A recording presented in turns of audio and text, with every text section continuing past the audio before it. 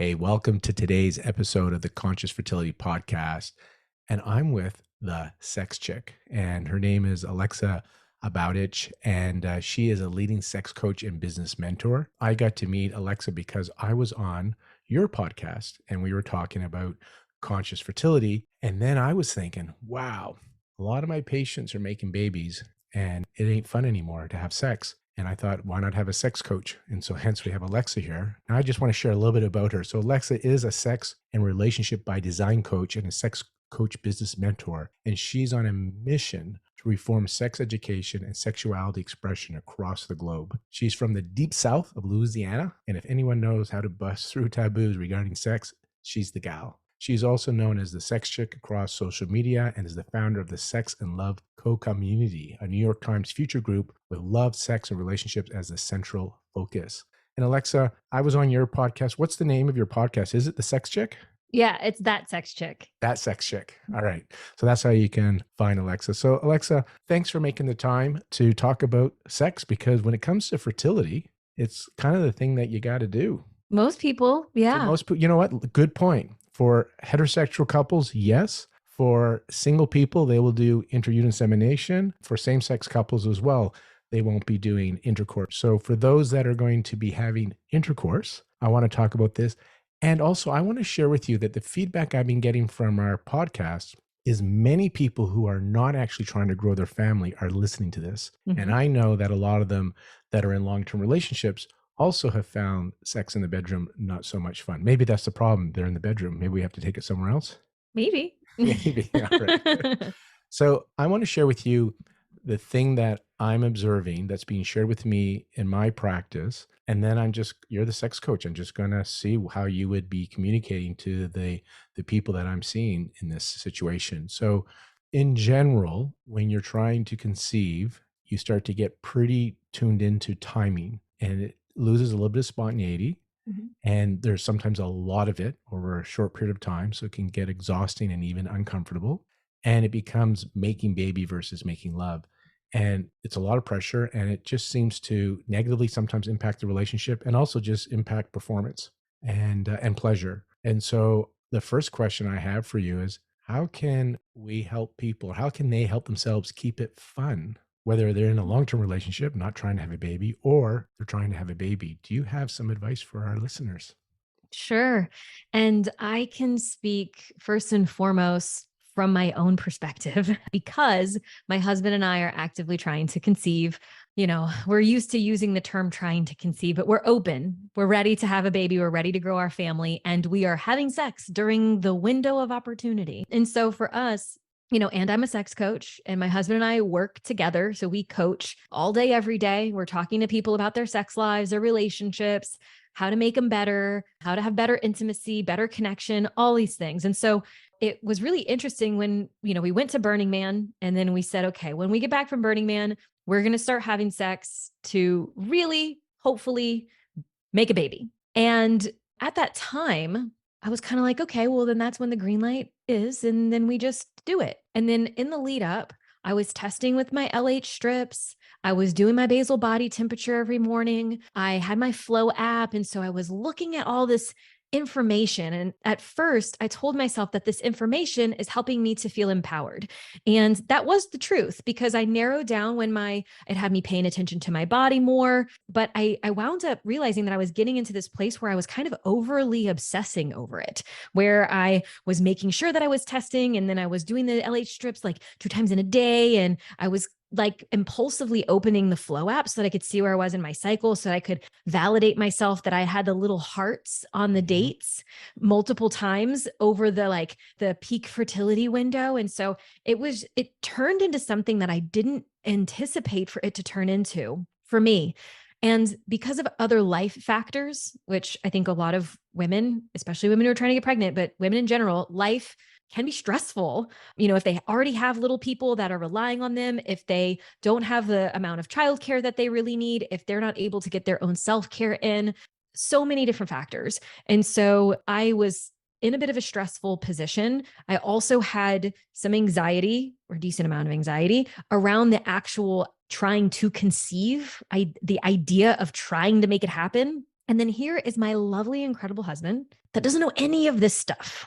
And he's like, what are you doing? Mhm. And I probably seemed kind of crazy, where all of a sudden I would just burst into tears. Like we would get started in the window of time to be 4 or 5 days. And by day, like 3 in a row, which under normal circumstances, it would be like, ooh, we're on day 3 in a row. Look at us, really hot for each other, no big deal. But like day 3 in a row where I'm just like, okay, I'm tracking in like what time of the day and like your testosterone is probably up high here and you probably have the best sperm count here. And I'm like, I'm looking at all this data.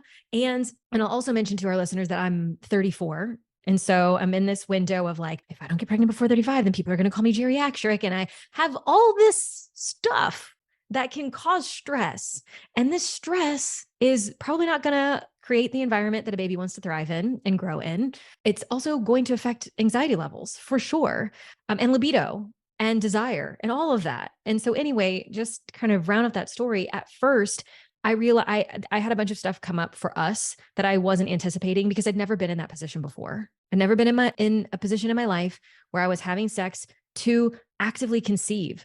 All the sex that I'd had prior until 34 years old, from wherever I started being sexually active in high school, it was all sex, but let's not make. It's all intentionally not to make the child. And so it was a lot for me to process. And I had no idea until I was actually in it. So being with my husband, I also felt very foreign to him. I felt very other than him. And because he really couldn't understand, and because he wasn't trying to understand me, which is a very feminine thing to do, to try to understand someone else's feelings, much less your own, we were missing the mark where we had tension come up in our relationship, where it did start to feel like work. And I would kind of burst into tears if we weren't actually in the mood for it. And my energy was actually leading us to not be in the mood for it. And long story short, that was a number of conversations that we had to have to get really real with each other. I needed to let him in on my internal world. And at one point, I had to redefine my relationship with a lot of this. And that included like a lot of personal development type tools, self-regulation tools, various meditations. I had to completely rework my self-care regimen. You contacted me with an incredible acupuncturist group here. So I had to relax. I really had to focus on relaxing. Through that, I started tending and caring for myself more. And then Jordan and I were able, that's my husband. So Jordan and I were able to meet. Sex stopped feeling so performative and so forced. And so I know I definitely have resources and examples and advice for people who want to spice things up so that the sex is different each time. And I can get to that if you want me to share on that. That is one thing. But before that, you got to look at the precursor. How much anxiety are you bringing into the bedroom? How much stress are you bringing into the bedroom? How much of your life do you have wrapped around this thing, achieving this thing versus connecting with yourself, connecting with the spirit of your future baby, connecting with your partner, being in love? And at first, I would hear those things. I'd even say those things out loud, but I didn't realize that I wasn't embodying them, that I wasn't living it. And so just to also share with your listeners, we wound up getting pregnant pretty quickly, but then miscarried that following month. That was a whole other set of stuff to process for me and for our family. And where we are now is, it's kind of like the hit rock bottom, breakdown, breakthrough story. Breaking through on the other side, my relationship with this journey and with this process has definitely softened. I've had to change aspects of my work environment, aspects of my life, and then, of course, the way that I'm relating and showing up with my husband. I had to take a lot of personal responsibility. And this is the precursor to great sex. Personal responsibility and actually taking care of yourself. Because if you don't do those things, you don't have a foundation for great sex. Period. It's neat that you're saying this about taking care of yourself and the self-care, because with conscious work, consciousness, my understanding is about caring how you feel. It's about having an incredible loving relationship with self, which then allows you to have that with others. Is kind of what that's been your experience and what you're sharing here today. Yeah, absolutely. And depending on the lineage of Tantra that you might be listening information wise. So Tantra is more of a way of being, not necessarily, a type of sexuality or a type of sexual expression. But someone that I was in a workshop with very recently was describing various pathways to enlightenment and expanded consciousness and all of that. And some people choose a more, let's say, grueling kind of way of achieving it. And it's sitting and forcing meditation or forcing some level of pain in order to eventually get to bliss. But there are some tantric approaches that are following pleasure. And it's how can you essentially hedonistically find your way to higher levels of consciousness or higher levels of, or maybe enlightenment via pleasure pathways. But so many people are disconnected from what actually brings them pleasure. And the things that will bring a person pleasure are going to help soothe them and regulate their nervous system and help them feel fully expressed, connected to their desires. So that then when you look at something like sex, if you're able to be connected with your desires and your pleasure, and you're able to speak for those things, then sex is going to be better. And if you take that out of sex and you think of that as a way of living and being, well, then you have a life that you really enjoy as well. So people a lot of times come to me and they want to work with me and they want to have great sex.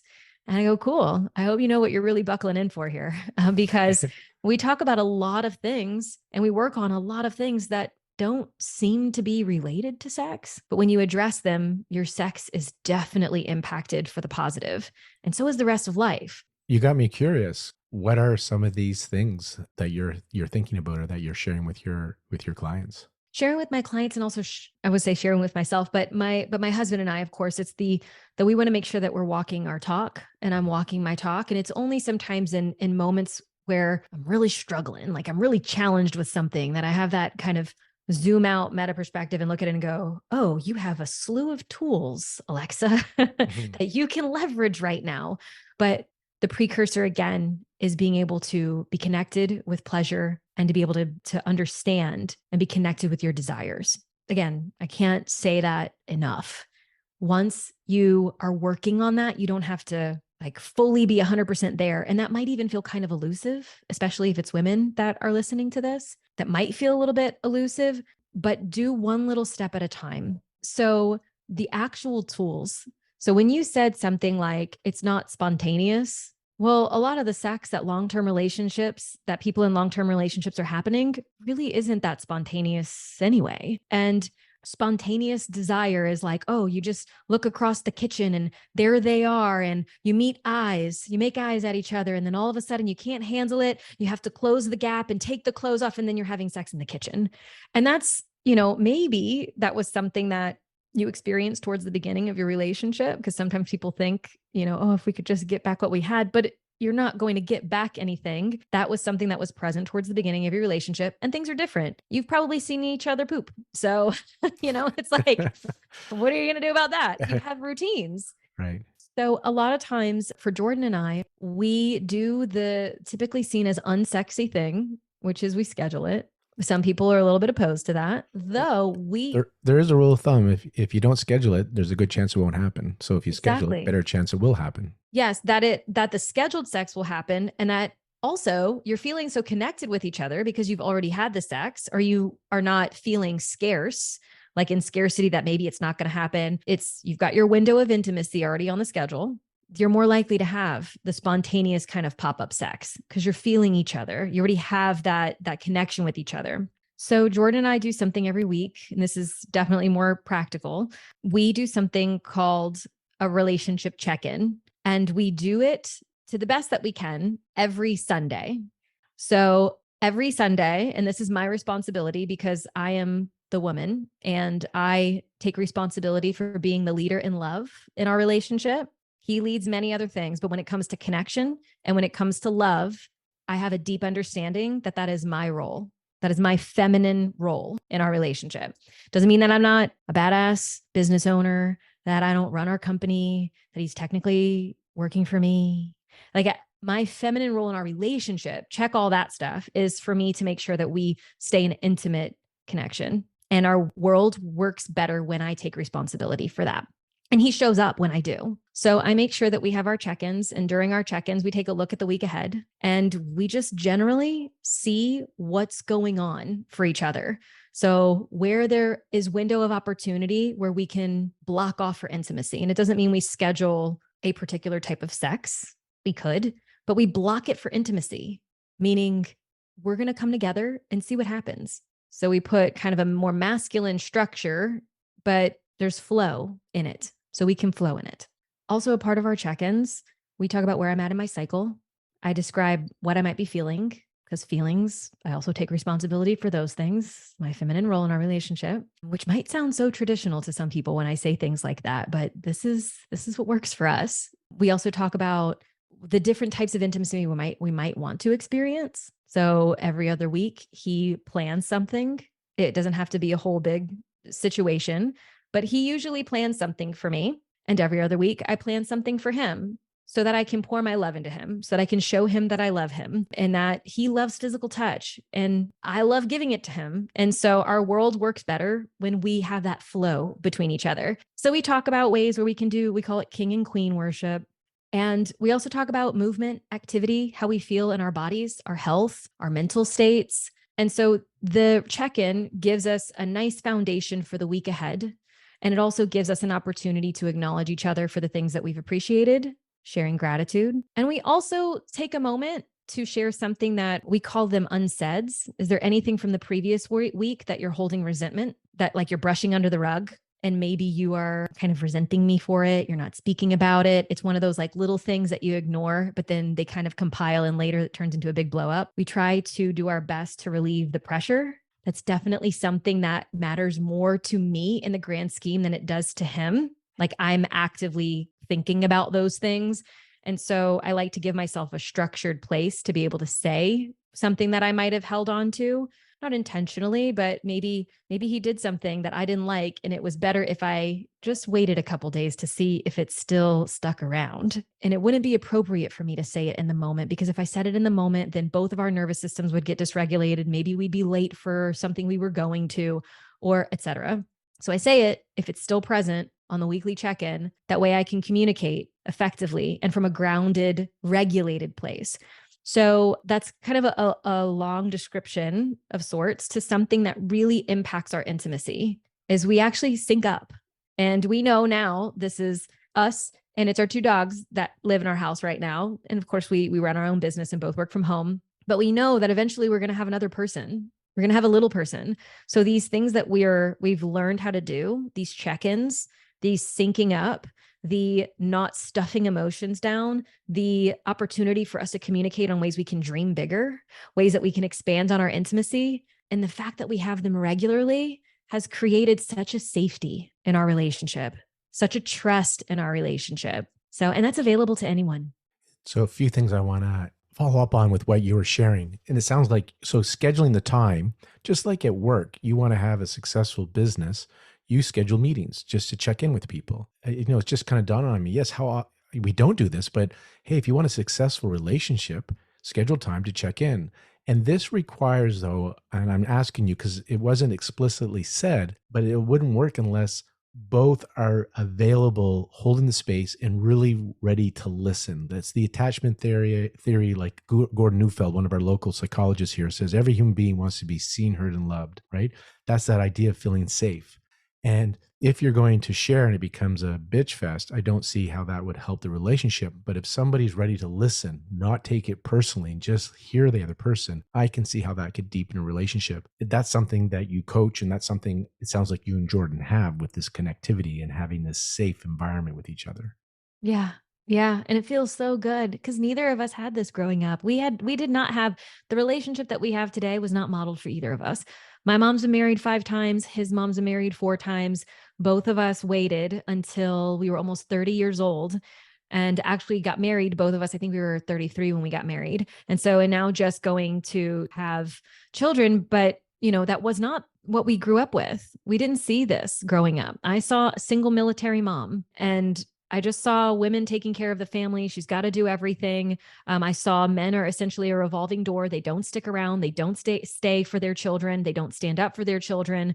They're essentially useless. And he saw his mom as a functioning alcoholic, and she was always working late and wasn't around and would opt to go and be with friends and that sort of thing, while him and his brother essentially raised himself. And so the fact that we have a relationship that is this intentional, we've had to say the buck stops here for so much generational baggage. And we both feel, for the most part, really empowered, saying like, we want a love in a relationship like we've never been shown and we've never understood. And we want deeply connected intimacy. We want to learn from the past, from what we did see, and the relationships that we had prior to our relationship, where we loved each one of the people that we dated for however long. And maybe we thought we were going to get married or have a family with any of those people, but it didn't work out for whatever the reasons. And it didn't work out with any of the ex partners, previous partners. What's special about us? There really isn't anything special about us. Humans are built for connection. They're built for love. They're built to want to have sex. So for us to think that because maybe we're soulmates in some way, or we've got some soul contract or whatever, for us to think that there's something unique, that the humans that we are with the traumas that we've experienced and life that we've endured for some reason is just not going to play out in this relationship is silly. So what have you done then to, because you know you have trauma in your history and you've intentionally said we're not bringing that in, but there's the intention and then there's the subconscious, these programs that just show up without you inviting them in. And I love what you said, that the buck stops here, right? We're not bringing this into our relationship. In one of our episodes, and if you haven't listened to it, it's the one by Gila Golub called You Deserve to Have It All. And she says when you do conscious work and when you heal your heart and mind, your whole family constellation heals in all your generations. And the idea here is you're doing your work because if you're going to have children, they will have the same baggage you have because it gets passed down. But if you clear up the field, then they don't have to do it. And I'm just curious, you set the intention, you guys are doing it.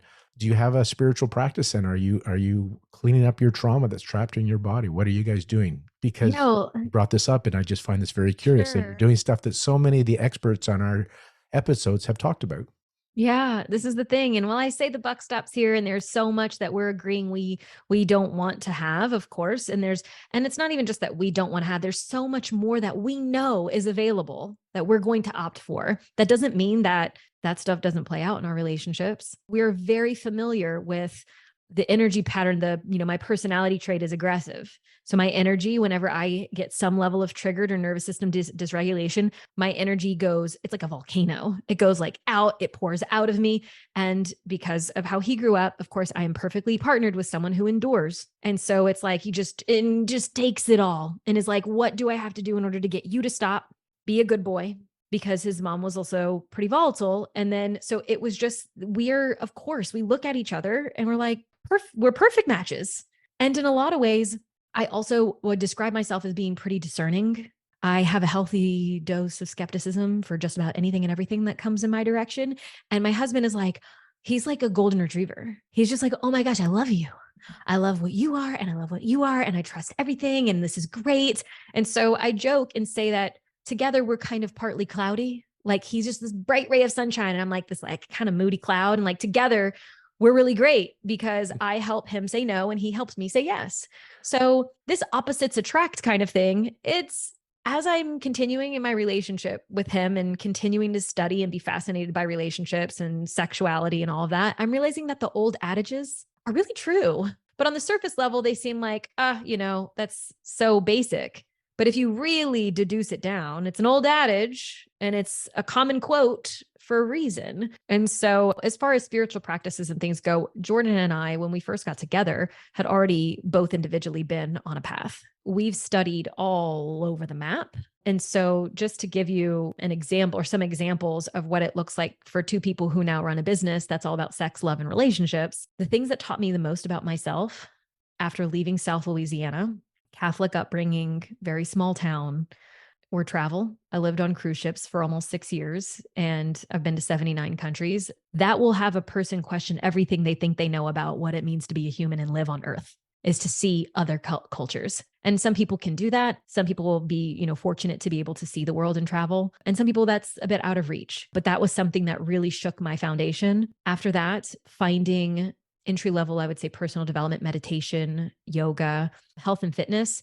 Before all of that, I found sales and persuasion and old school Tony Robbins and Alan Pease and Zig Ziglar and Think and Grow Rich. And I found like kind of money mindset and how to be a good manager and all of that. And then it eventually progressed to the point where my personal development wasn't translating into my sex life.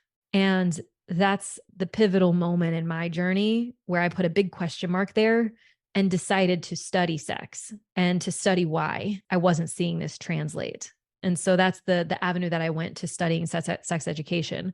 So spiritual practices look a little different for me around that time. Things like, it has a bit of a negative kind of dark connotation, but BDSM, Okay. bondage, dominance, discipline, sadism, submission, masochism, various types of kink expression, consensual non-monogamy, and the question of, am I actually creating my relationships the way that best suits me, or am I creating my relationships and putting my sex in a box that my religion would approve of, or my society would approve of, or my family would approve of? And it just had me pull all those things apart and ask myself, what's real for me, what's true for me today, because it'll change. And so I found my way into tantra and all of that. And then Jordan had his own experiences as well. I've certainly pushed him up to many edges since we've been together. So that kind of gives a little bit of the background. What we do today looks a lot like breath work and meditation. And I do the artist way. So we're journaling. I'm journaling a lot, writing as a spiritual practice, but then we also go to play parties and we put ourselves in environments where our sexuality is encouraged and celebrated. And of course, we facilitate these kinds of things too, where we encourage people to be all of who they are, because someone who's shoving components of themselves down and repressing their needs and repressing their desires, it's going to come out as shadow. It's going to come out in these dark kinds of ways that is essentially in the opposite direction of consciousness.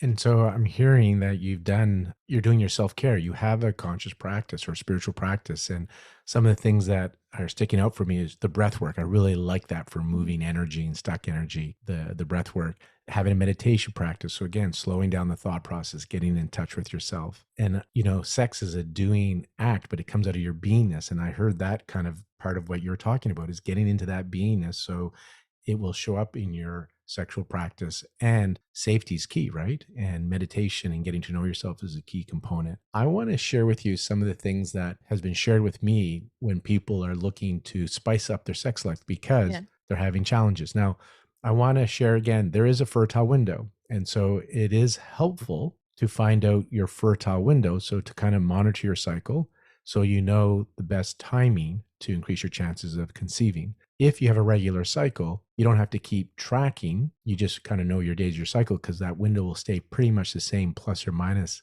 2 days every month if you have a regular cycle. I do want to add for our listeners that are here on the fertility side of it, there are listeners here that are just curious about spicing up the relationship, not trying to conceive. But if you have a fertility issue, timing doesn't matter. If it's just timing, you will get pregnant over a period of time based on your age within 6 months to a year. So if you have a fertility issue, the right timing is not going to correct that because it's a fertility issue, not a timing issue. But the most important thing, or the first thing, is to do have the right timing.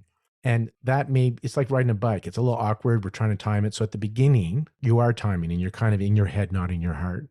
Then what some people say have worked, and I'm just curious your thoughts on this. After a while, and it's neat how you've taken the responsibility for the relationship, the love part, right? Like, that you're the CEO of that and that's just your role and you're really good at it. And Mhm. you also shared that it could be the other person in the relationship. You just know your superpower, so you're going to take that job on. People have shared, and I've shared this with clients because I've heard this from others, is sometimes they just got to fake it till they make it or pretend. And so when they know the timing, so often this is a generalization, but the masculine partner, the male partner, they sometimes will have performance issues if they're told to have sex at a certain time. It's interesting. Yeah. They share that they want to have sex a lot, right? Then when they start trying to have a baby and they're told they have to have sex, they can't perform. So it shows you so much in the head, right? Yeah. And what the feminine partner does is they know it's the window and they will just start to come on to their partner or pretend they're really into the partner. Yeah. And he kind of knows what's going on here, but it's kind of like role play. All right. So rather than, hey, it's this time, I'm about to ovulate, get on the bed, they start to role play. And even though they kind of know what's going on, they start to pretend they're into each other. And then, like, next thing they know, they're lost in the game, the story, and they're having good sex. So I'm just curious of what you thought about that. So that is a strategy that some people have used. I mean, you do the strategy that works. And if it feels good on the other side of it, like I was mentioning, that kind of pathway, that tantric pathway, I recently heard it described by a mentor that's kind of like connected to our community. His name is Sean Roop. And he described it as pleasure is the gateway to joy, is the gateway to bliss. And so doing things that are pleasurable and asking yourself in the moment what is pleasurable. Pleasure is a sensation that is felt in the body. And that leads from when you stack and you build upon the pleasure and this of the sensation of the body, then it leads to pleasure of the spirit, which is joy. And then when you are fulfilling the pleasure of the spirit up to a certain degree, then you experience bliss, where it's nothing and everything. It's being, it's flow. It's where you lose all sense of time and space. It's both physical and spiritual and not. And so I think in those times, if you want it to be better and feel better, then maybe pause before you go to do these things. Cause I completely understand the performance, a bit of the performance anxiety, because the one thing that stands out to me there is the concept of congruence. And so a person who is incongruent, as an example, might be saying certain things, but their body language doesn't really match it. And so the person that they're speaking to, they're saying all the right things, but their body language doesn't match and their energy is a little weird, but they're saying the right things. So, but the other person who's receiving it has a little alarm bell going off, which is unsafe. That's unsafe. That person's unsafe. Their animal is like, run away. That's so interesting because there's what you're saying, but our subconscious or autonomic nervous system is picking up cues that we're not conscious of, just facial tone, eyes. So you're right. You can say one thing and mean another thing. And a part of that individual, depending how sensitive and aware they are, can pick that up, and that can be communicated or received as unsafe. Really interesting that you shared that. Yeah. So when someone is in congruence, what they're saying, their facial features, their body language, and their energy matches, that's safe. That's something that leads to intimacy. You want to be close to those kinds of people. And so if let's get down and let's do it is not congruent because it's not actually how you feel inside, then what is something? Now go from like the tiniest thing that might feel pleasurable. So for Jordan and I, our go-to is we bought a massage table and we use the hell out of that thing. At first I was kind of like, this is an interesting business expense. Mm-hmm. And I was like, maybe we'll use it. Maybe we won't. Maybe it'll just stay folded up and in the corner of the room. We use it so much because it represents an entryway. You know what I mean? Like it represents a place to start. And so I might be feeling a little bit kind of high testosterone because I've been recording podcasts all day, making decisions for our business, on business meetings. I could have run around, and let's just say it's not me running a business. Say it's a mom who is picking up kids and making sure dinner's ready and getting the grocery shopping done and signing the papers and helping with homework. It's very structured and high level. And women are a lot of times paying attention to a lot of things at one time, at any given moment, many things, diffuse awareness, paying attention to so much. And usually men are kind of single focused and they're going for the one thing. And so there's no right or wrong or good or bad in that. And that's a whole other topic. But when it comes to then moving into sex, there's so much of life is screaming and clanking in her head that it's like, I hear my mom in my head when she says, oh, it's going to be an act of Congress, like to do a thing, meaning like it's going to take a lot of effort. And so it'll take a lot of effort. It almost will feel torturous to make all of that stuff that is so loud in her head quiet down so that she can actually be in her body. And I think a man doesn't really want to have sex with a woman that he knows doesn't really want to have sex with him. Or the only reason why she wants to have sex with him is to get something from him. So women are a little bit misconstrued here, thinking that he should just want sex because he wants sex all the time. We're talking about something different. So we leverage the massage table because he can say basically, shut up.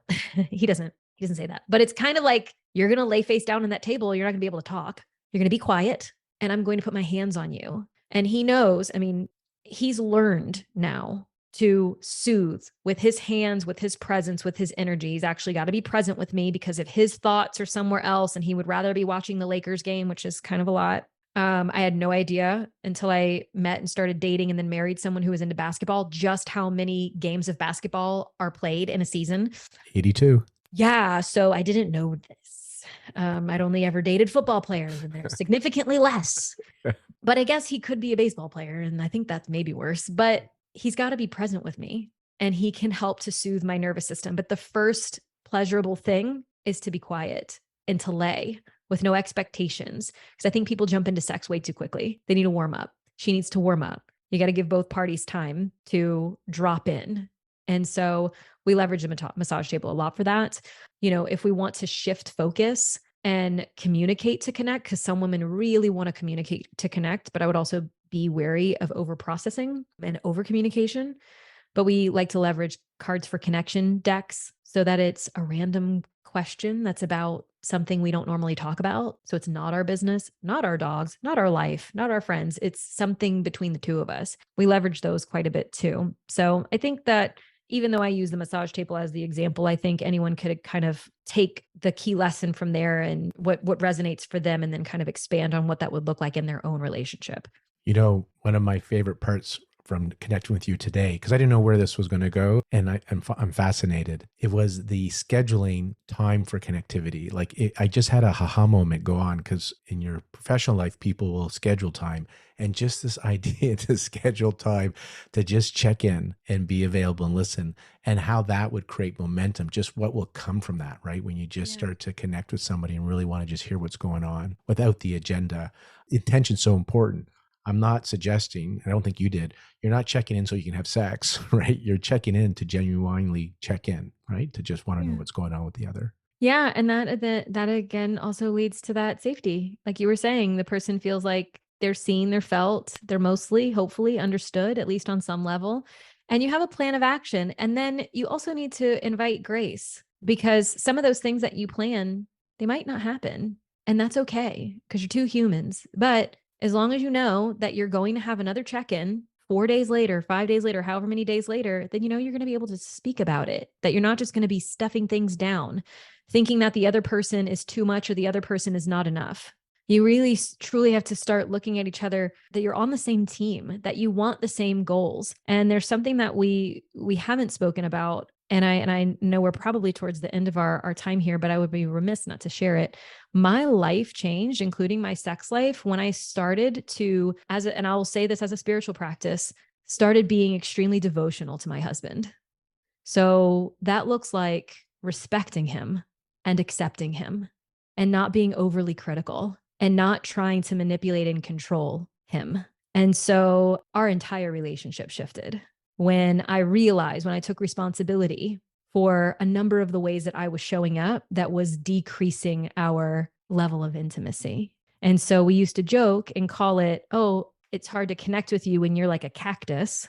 But I started to take responsibility for the fact that sometimes I'm a little pokey. I'm a little bit fiery. I'm a little bit overcritical. I'm a little bit controlling. And so that's my shit to deal with. And as soon as I started to really take responsibility for those things, I started seeing a husband that brought me presents, that like he went on a trip and he brought me a gift. And I was like, oh, he never does that. But I also realized that that week I worked really hard on accepting him as he is and respecting his place that he has in my life and not trying to change him.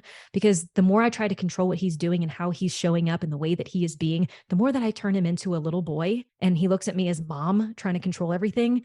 And I don't want to have sex with a little boy and he doesn't want to have sex with his mom. So, really, and the way that we do this is not going to be the right or true or best way for everybody else, but really getting a grasp on the dynamics that are going on in your relationship to where you both can relax into your roles, it's pretty exceptional. And it's like the best sex trick I could ever teach anyone is to accept and respect each other and to know that you're on the same team. And all these toys and different things, I could, if you want to have me on the show and I can pull out all the vibrators and all the toys and the ropes and anything, the candle wax, the pinwheels, I can share with you so much about how to have great sensual sex and all of this.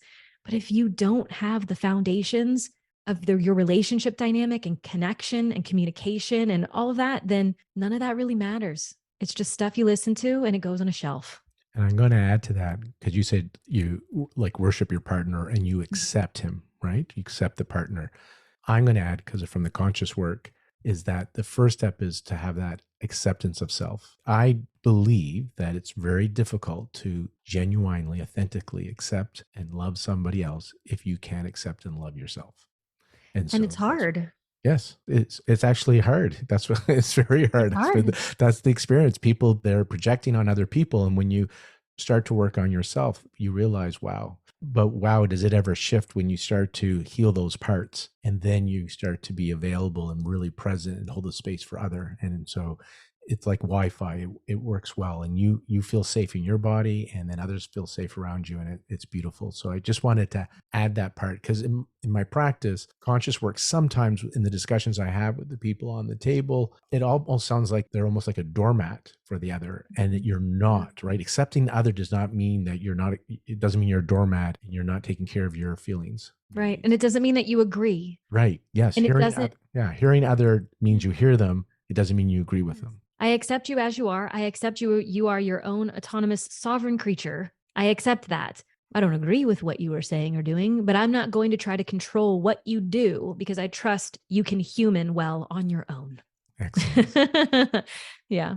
So I have a question about when one partner is more interested in intimacy than the other or wanting to have sex. Now I'm going to make a generalization. It's usually the man that wants it more than the woman, but I am going to say I have seen couples where it's the other way around, but most times it isn't. And I'm going to ask you a question, and my listeners, because a lot of them are my patients that listen, are going to think, oh my God, he's talking about me because he talked about this in the practice. So here's the big reveal. This is said to me so many times. So you may think it's about you, but this is something that I hear often. That the woman really doesn't want to have sex with her partner, but he does. And so she's having sex just so he'll be nicer or he'll be happy. And it's asked me many times, and I don't have an answer for this. So somebody comes to you and says, I'm married. My partner wants to have sex. I'm really not into him, but I'm having sex. I used to fight it, and it used to be really difficult to receive him, to have him penetrate me. And now I do it because it kind of seems to take the edge off of him, and he's nicer after.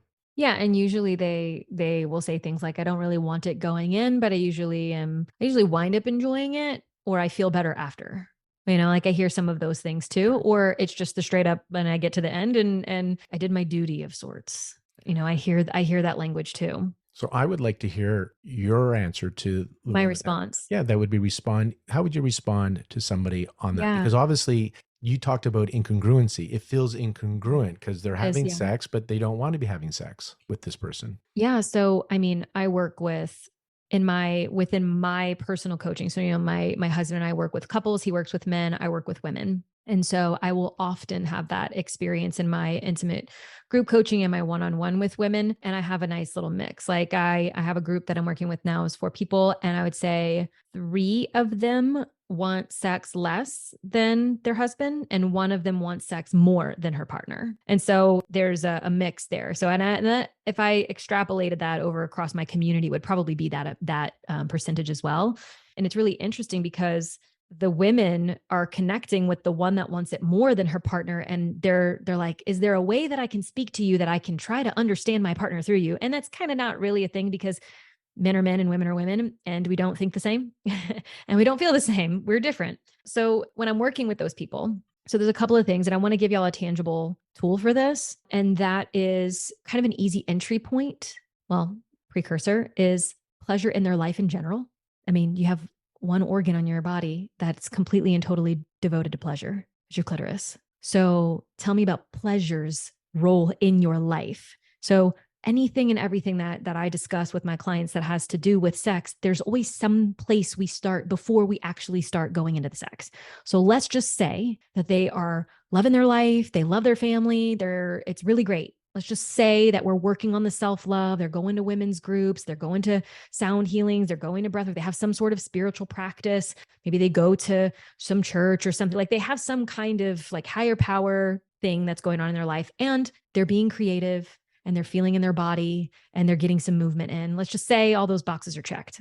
The tool that I like to leverage is something called the erotic blueprints. Have you heard of the erotic blueprints? I have not.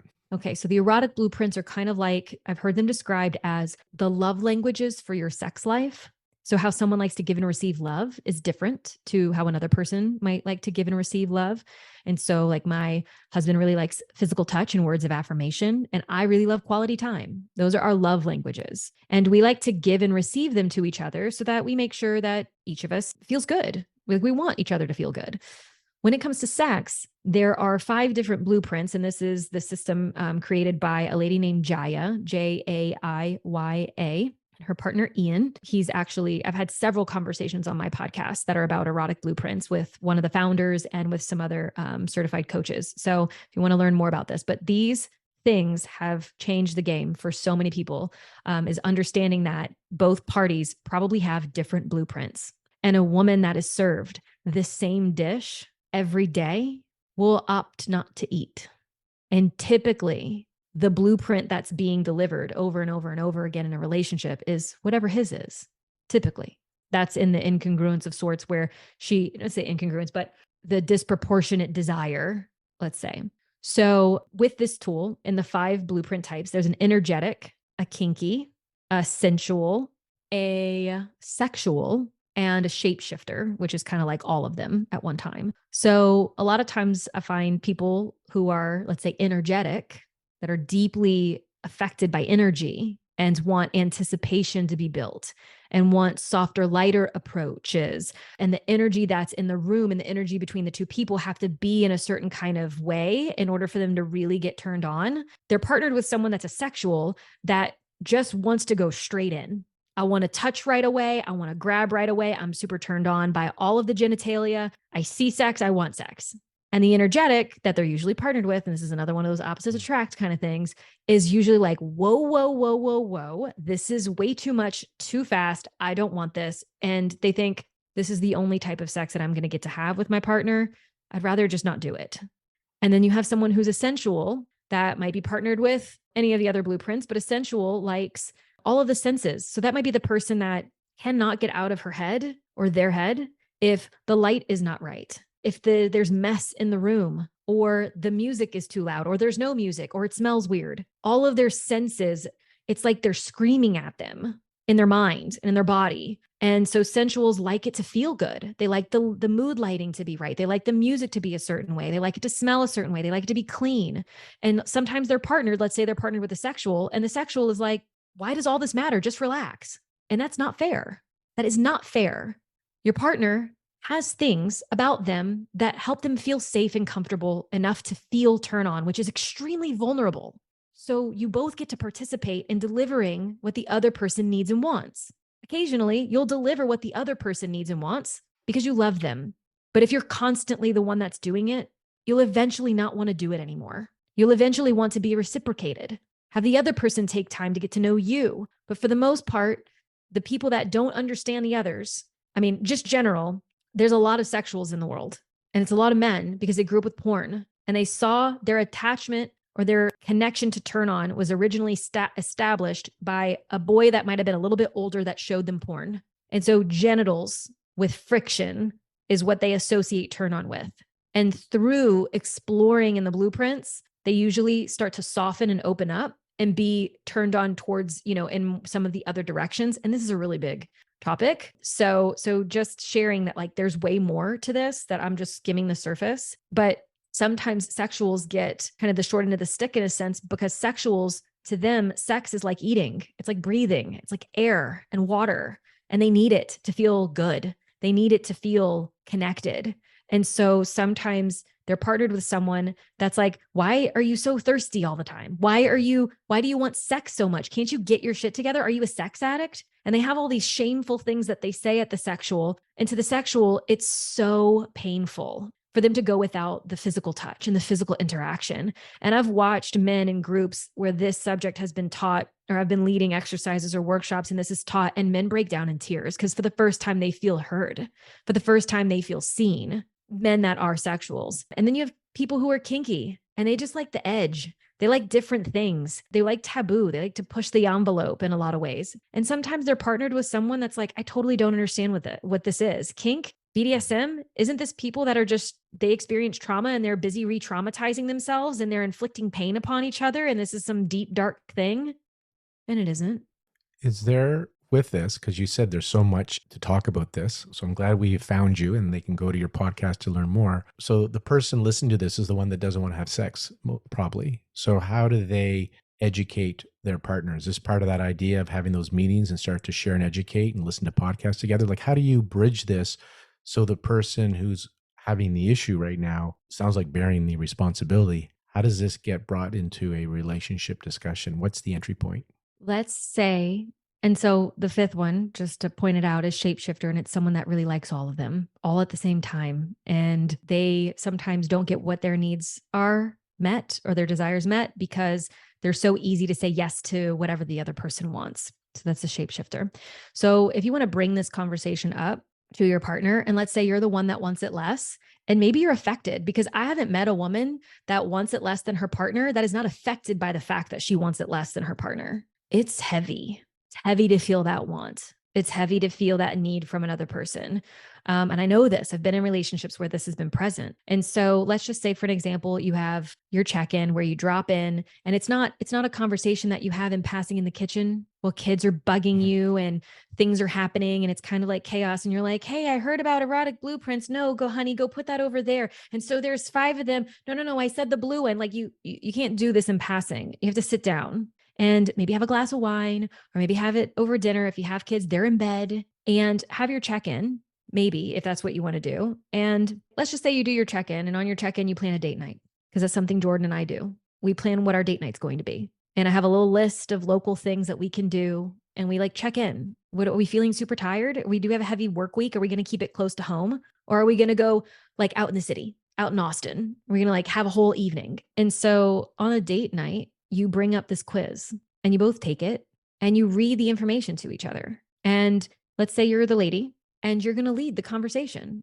because you're the leader in love, and he'll show up. He'll rise to the occasion and you can share, oh, wow, I'm a sensual and you're a sexual, or I'm a sensual and you're a kinky. Let's talk about the differences. You know what? But I want to tie this into what you were sharing earlier is if they feel heard and accepted. So the key here is you don't shame them for being a sexual. You now understand that his attachment needs, he gets it through his intimacy, his filling himself up is through the sexual, the act. And so now you start to understand the partner and they understand you. You're the sensual. That's not how you get filled up. And once you understand each other's needs and there's really love there, then you start to work to fill, because what you're doing is your goal is you want to bring pleasure to your partner. And if you think how I get pleasure is how you get pleasure, then of course you're going to want to have sex a lot. But if you realize that's not how your partner is getting the pleasure and you love them, I'm assuming the intention and the action will be you'll start to do things to bring them pleasure the way they receive pleasure and vice versa. Yes. So that was my question. I just want to know, how do you bring it up? And you answered it. You have a date night, you check it in. And what I missed the first time is there is an actual questionnaire. So let's do this questionnaire. Let's find out our sexual archetype, basically our blueprint. Yeah. And then we can now understand each other better and understand how we're getting our needs met. And then that's the agreement is I understand you, so I have a better way of bringing you. Because why am I having sex? Well, A, you're doing it for your own pleasure and you're doing it because you want to bring pleasure to your partner. Absolutely. And then your person knows, oh, I had no idea that these things were possible. And if your person wants to have sex with you, then they'll be like, what do I need to do again? Turn the lights, put the music, do the candles. Oh, okay, great. This means sex, right? So, you just get to keep having the conversation and keep expanding on it. But really, the gift is in the conversation, and leveraging something like the erotic blueprints to open the dialogue is going to give you more language. And then if you know that you're not going to be served steak and potatoes every single time that you're going into the bedroom, showing up to the kitchen, that might have been a terrible analogy, but if you know that every time that you're going to have sex, it's not going to look like A leads to B leads to C, and then we're done, then you might be more creatively engaged. You just reminded me of a Seinfeld episode where Jerry would say, I only have 3 moves. What am I going to do? Right. It's up to you, right, to expand on those moves. And a lot of times men have their understanding of themselves as a man roped in and tied up with how they do sex. Yeah. So it's very vulnerable for every person. And so again, just remembering to accept and respect through the process. You're a team. Alexa, I want to let them know how to find you, and people may want to hear more about the sex talks and how to bring intimacy into their relationship. So we have your podcast, That Sex Chick. By the way, my episode was, I think I'm looking on your site right now, December 21st, where we talked about conscious fertility, and I'm looking at all the episodes. They're awesome, guys. So check that out. Any other ways that people connect with you that we can share also in the show notes? Yeah. So, and this kind of goes back to even answering the question of like how people can expand and explore more. Cause I would be remiss also if I left and I didn't give you like a tool or something that you could use outside of the relationship check in. Those are always great. We actually have a PDF that we built to help guide people through a check in. So it's something that they can follow, makes it a little bit easier. But a way that I would love for you to connect with me is by either Googling want, will, won't list or by going to sexandlove.co. So, a want, will, won't list is a tool that I would love for all of you to try out. And it is over 300 questions asking you, do you want this thing? Will you do this thing for a partner if they want it? What are you an absolute no to? Because I think for a lot of people, they're like, oh, I want more from my sex life. I don't know what the more is. And if I knew what the more was, I wouldn't know how to get it. So start with something simple like a want, will, won't checklist, print it out. It's free on the website. And if you Google want, will, won't list, ours will come up first. Wait, you got to say it slower. I'm trying to figure out what you're saying. Want, won't, will, or want, will, won't? You can put it in the Google machine either way. Want, will, won't. Want, will, won't. Okay, now I got it. Yes.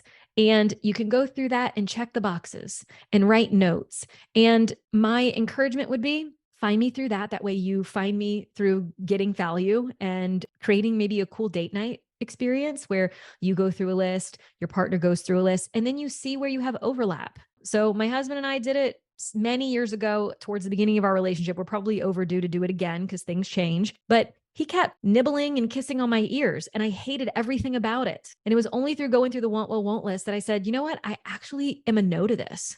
He would have never known how much that put me out of my body and put me into my head if we didn't do that exercise.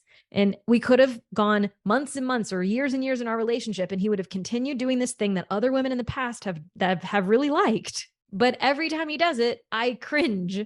And for whatever my reasons, I don't know, I just don't like it. But that exercise helped us understand, oh, okay, well, let's not do things that neither of us want. Let's go for things that are both a yes. And if it's a yes, what's the context? What would need to happen? And so if we don't know what needs to happen in order for us to get to a yes, then we massage each other. That's always a great hack. So go buy your massage table, everybody. Exactly. And of course, if you're an Instagram person, I'm on Instagram at that sex chick. Excellent. All right, Alexa, that sex chick, thank you very much for joining us today and sharing these tips and also your personal story and your journey as well. And thank you guys for tuning in to the Conscious Fertility Podcast.